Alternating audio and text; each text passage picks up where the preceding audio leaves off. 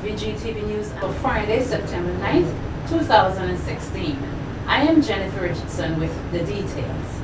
Newly appointed chairman of the Carnival Development Corporation, the CDC, Ricky Adams, is calling for a unified effort to take Vincy Mas to the next level. Adams, in an exclusive interview with SVG-TV News, outlined that while there is a new face at the helm of the CDC, the various components remain the same, and ways must be found to enhance the festival. The businessman, who's been involved in Mas for over 35 years, extended his gratitude to the previous board, adding that his new team will soon commence planning for 2017 Carnival. First off, I'm really hoping that Vincy Mas 2017 is a very exciting one. Obviously, a lot of people would know that it's our 40th anniversary. I am not yet in a position to speak to any specific plans because as yet the board has not met, and therefore it is not what necessarily Ricky Adams wants for Vincy Mas. It is what the board as a body, in consultation with the components of Carnival, with the Ministry of Culture and Tourism, with the other stakeholders on the ground, it is what we all feel is best for Carnival. It is not what Ricky Adams wants. Ricky Adams is there to facilitate the process of getting what is best for us as a nation and as a people where Carnival is concerned. Adams says Vincy Mas as a festival can be considered as the main revenue earner as it generates the largest influx of visitors to the country. It allows us as a people who have a very strong culture to take that culture and through the medium of Carnival to be able to take that culture and export it to the world. So from a cultural perspective, it's very important. From a tourism perspective, it's very important. And without having exact figures at hand, I would argue that it's probably the period in time in the year where there's the largest foreign revenue influx and probably the largest turnover of money in the country. The economists and the statisticians may be able to correct me on that, but that is my gut feeling. So financially, culturally, and from a tourism perspective, I think it's huge. Chairman Adams also appealed for the public support. As a new chairman going forward, is that we get a chance to assess how things are. We have our 40th anniversary celebrations, which are upon us. I mean, the planning has to start immediately. But I think it's important that you as a nation give the CDC the support and allow us to work through things, change some of the things that haven't been working, perhaps enhance some of the things which have. And really, I want to invite everybody to come out and participate and get involved in the 40th anniversary of Vincy Mas, which, as you know, our slogan is the hottest carnival in the Caribbean. So let's keep the heat under Vincy Mas. The newly nominated New Democratic Party, the NDP candidate for South Central Windward, Israel Bruce, has assured constituents that he will be a proactive servant. Bruce, who succeeded Addison Bash Thomas, took all 29 council votes to beat media practitioner Sean Rose at the Central Executive meeting last night in Chapman's. Bruce made a face-to-face presentation to the gathering, while a recorded video presentation was made by Rose, who resides in the British Virgin Islands. In a one-on-one interview with SVG-TV News, Bruce expressed gratitude to those who voted for him and wished Sean Rose well. He also guaranteed his constituents that he will not be complacent in his representation. I offer to be rather proactive in the way I go about representing the people of the constituency. And I say to the colleagues who have been there before, Brother Alan Cruikshank, who have done a sterling job in that constituency, representing the constituency. I say to Brother Offord Morris, I say to Selman Walters and Sabutu Caesar, I propose to provide a type of representation that will that would take the constituency to a different level. I am not presenting myself as Jesus Christ. I am not presenting myself as a perfect being, but I'm presenting myself as someone who is humble, who's willing to work with the people, for the people. I've begged them for the votes, they've given them to me. I am prepared to serve the people of South Central Windward. I will be the servant of the people of South Central Windward, not their masters. The NDP representative for South Central Windward was eager to clear the air about rumors about his rejection in 2005. He explained that while he was considered, he was in Canada at the time and the NDP's requisite voting protocol was followed and he gave way for Britton Horn. I was invited to weigh the process, to weigh the results, to weigh the circumstances. At the time I was in Montreal, Canada. I was contacted by other members of the party's hierarchy and I was asked to give it some thought and to consider whether or not I was prepared to give way. And I thought, putting all things equal, I understood what was the conundrum of the party at the time, and I gave precedent to the party's process. I gave way so that Brother Britton Horn was the candidate. And so for those persons who will seek or have been seeking to create some sort of a mischief as to who was rejected and refused, they are void of the factual matrix of what actually transpired. I have now put it on record. So we are clear on that. Monitoring Evaluation Officer within the Ministry of National Mobilization, Lafleur Kwame Harry, says though public assistance is available throughout the year, the ministry has to be careful with its spending. Harry told SVG-TV News that during the summer vacation, the offices of the ministry are usually packed with persons seeking assistance for their children. However, the ministry must display prudence in its spending. Yes, we are able to provide the uniform assistance program to persons consistently over the years based on our financial allocations from the Ministry of Finance, because persons don't know or may not be aware that these funds come from income taxes and so forth that persons pay. So we have to be able to be prudent with our spending. Even if for this year, based on what the Prime Minister said, that we saw some improvement in the economy, we yet have to be prudent in the way we spend it. So for the period June to August of this year, we were able to provide assistance for over 2,500 persons, and that amounted to $380,000. And it is consistent with last year. The social development official further stated that while assistance was offered to some 2,500 persons both in 2015 and this year, more monies was spent on uniforms. She noted that there are several factors, including parental delinquency, which lead persons to seek public assistance. We have within the Family Affairs Division a maintenance officer who assists parents in terms of reaching out to the fathers and working with the fathers to be able to help and take care of the children. Another factor is in terms of the unemployment rates. Some persons, yes, they're willing to help the children, but they don't have the financial means. So we have to be able to cater and provide the assistance. She also outlined the types of assistance offered by the ministry, which she said is differentiated by categories and circumstances. There are immediate or emergency assistance, and that falls for persons who are victims of fire, those persons who seek medical assistance, they seek school uniforms, they seek food. Yes, we have quite a number of persons seeking food assistance. The other category is more long-term, and therefore we provide school transportation and means for children to go to school. That complements the uniform assistance program, because yes, we provide the uniform, but then they may need the additional assistance in terms of going to school, being able to pay transportation to the school, and also for meals, so that their academic performance can be improved. Okay.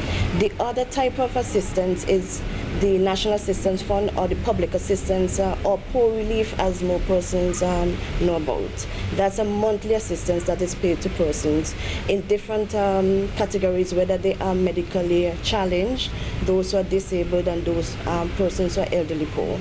St. Vincent Electricity Services Limited, VINLEC, has promised to rectify the existing challenges at its Union Island power plant. This assurance was given in a media release today, indicating that certain challenges were affecting the company's ability to provide reliable power and to control the plant's emissions, which were now higher than normal. VINLEC indicated that it was working to source and install the necessary parts within the next few weeks. Approximately 440 Vincentian banana farmers are expected to benefit from about $1 million worth of soil enhancement products as part of the Banana Accompanying Measures BAM program. Noting that since its inception some 3 years ago, the European Union through the BAM program had provided funds to be utilized for agricultural development, Agricultural Officer attached to the Banana Services Unit, Karomo Brown, outlined that the products will aid in revitalizing the soil. Currently, we have about 440 active banana farmers who would be benefiting directly from this project.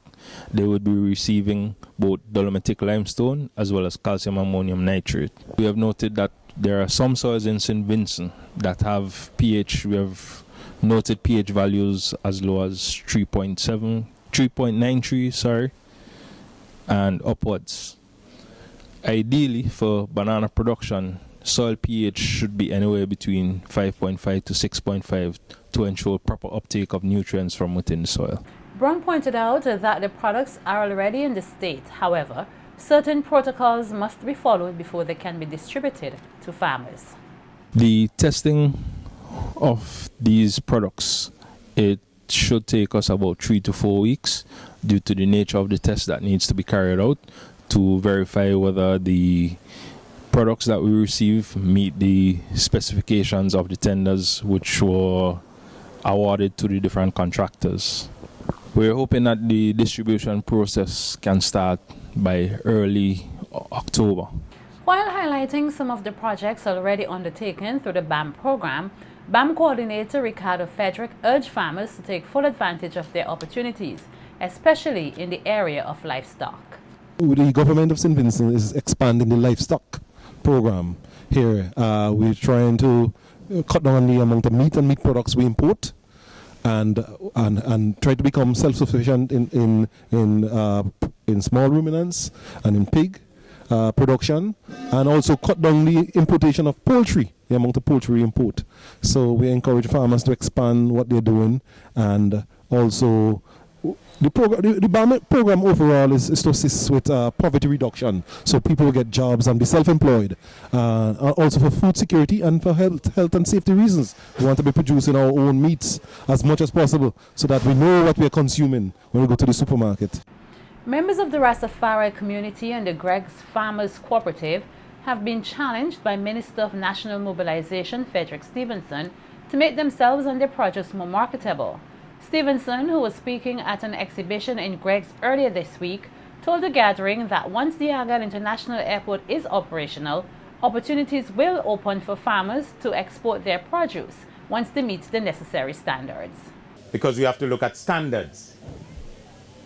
We cannot send our agricultural produce outside of St. Vincent and the Grenadines as the old way that we have been doing for many, many years. We have to lift our standards and lift our game. And let us continue to work for the advancement of St. Vincent and the Grenadines as we develop. We want to see the dashins and the sweet potatoes and the tanyas and the yams and the eddos on the shelves of our supermarkets, and they're packaged in such a way that we can identify them, saying that this is a produce of St. Vincent and the Grenadines out of Greg's, produced by the Rastafari community or the Greg's Farmers Cooperative. The National Mobilization Minister further noted that the Farmers Cooperative movement has been implemented to aid in the development of its members, and they need to give it their support. The cooperative movement is a movement of shared responsibility. And you cannot belong to a cooperative and decide to, when you reap your crops, to go and sell it down the road to outsell your cooperative.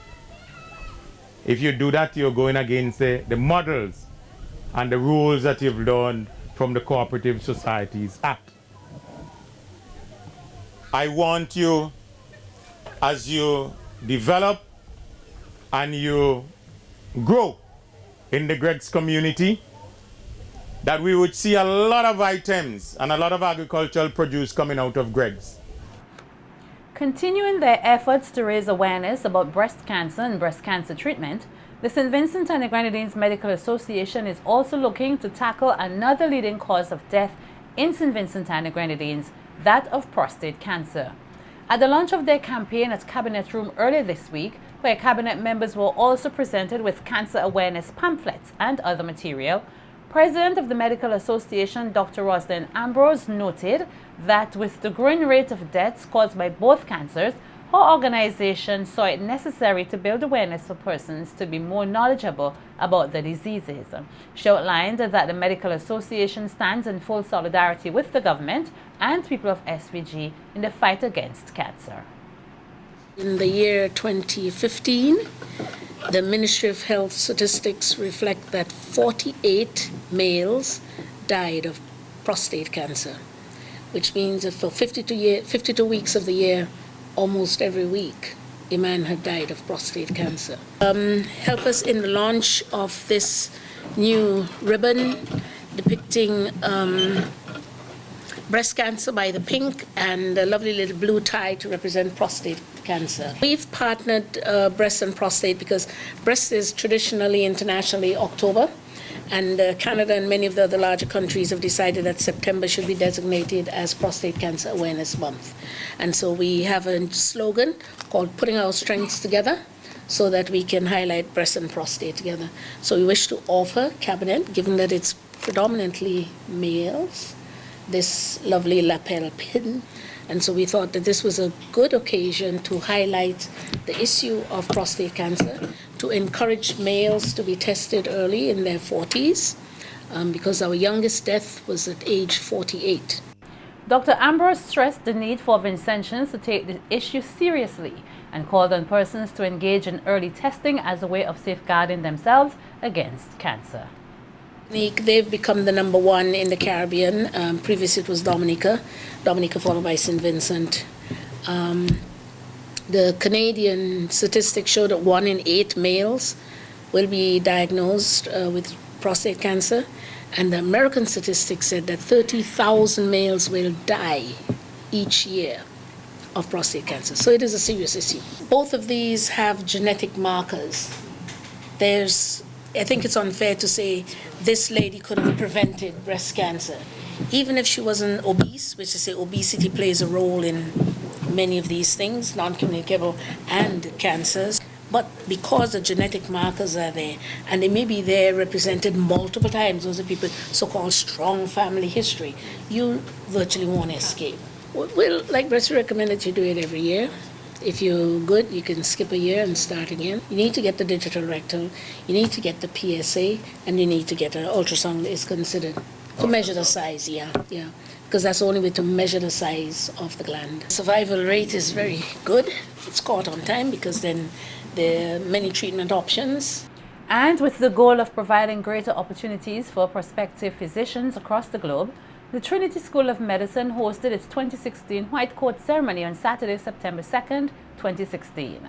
Commending the work of the institution, Minister of Education Sinclair Jimmy Prince thanked the Trinity School of Medicine for choosing St. Vincent and the Grenadines as a home for its campus. The minister also encouraged students to make the most of their opportunity, while at the same time taking the chance to observe and learn the Vincentian culture. We have put a premium on education. In the last 15 or so years, we have intensified and broadened our quest for education. And today, we are deep in the process of a noble education revolution. And that is why we feel so proud that Trinity School of Medicine this week is honoring us by having a white coat ceremony here. Of course, we expect that you will study hard, that you will work hard, that you would make your parents proud, make this institution proud, and make St. Vincent and the Grenadines proud. I'm happy that we have among us a number of Vincentian students, and we are grateful for Trinity to allow us to be part of the family. Noting that the road to success is not always easy, President of the Trinity School of Medicine, Steve Wilson, urged the students to keep striving for excellence, especially when the road is at its toughest point. The reason you're here is because you didn't take no for an answer. The door was shut, and we opened it for you, and we're very proud that you chose Trinity. We think that we can provide you with the education that you need. We know we can. We've had students who the door was closed and they had lower MCATs and went on to score 240, 250 on their step one. You can do that as well. We have a faculty and staff that will help you do that. Fashion designer Odini Sutherland says more incentives are needed to develop the local fashion industry. Sutherland, who is a guest on the upcoming Wednesday night SVG-TV program Leadership in Focus, says that other Caribbean countries are investing heavily in the creative sector as part of their tourism thrust, and SVG needs to follow suit. There's some designers right now in London at a jewelry show because the fashion industry in Trinidad is now picking up, and they're making an active push to support their designers there. So they're creating like factories for them to work from. They're having all these seminars, workshops. They're flying in people from like schools in New York and stuff like that just to educate people. They're having like these buying missions and stuff like that, because the other day they had a buying mission with the French Caribbean, and I think apparently they said revenue was almost up to like $1 million TT they made from that trip and stuff like that. So I just want to be a part of that movement that shows that it is something worth supporting, it is something worth getting behind, and also to tell young people who might have an interest in it, it's something you can pursue. Yes, it is hard, I will not lie to you. I am here standing up sometimes at 2, 3 in the morning cutting things, and I go, why did I do this? I should have just gotten a regular job. So when 4 o'clock or 4:30 come and go home and sleep. Sometimes you do have those moments. Sutherland says she believes the harnessing of local talent can take the country to higher heights. However, what is needed is the extra push and commitment from all stakeholders. Be respectful, be nice. And especially in fashion, because we have this bad reputation of where everybody's really awful, and I've experienced it when I was at school and stuff like that. And it's so important, especially in a smaller island, to be nice, because the person who you're mean to today might be somebody that you might need tomorrow, and vice versa and stuff like that. And you get so much further by just being manly and just being nice and stuff like that to people. And I think that's something that sometimes I walk around and I look at what's happening now, and I get really worried because we're adopting so many bad habits from like overseas and stuff like that. And there's certain things I know when I was a teenager I would never even think of, not even say, I wouldn't even think to say it. Like I would be like, what? And it's so normal now, and it's kind of worrying to me. And I think that's something we need to reclaim for society, because it's a little worrying.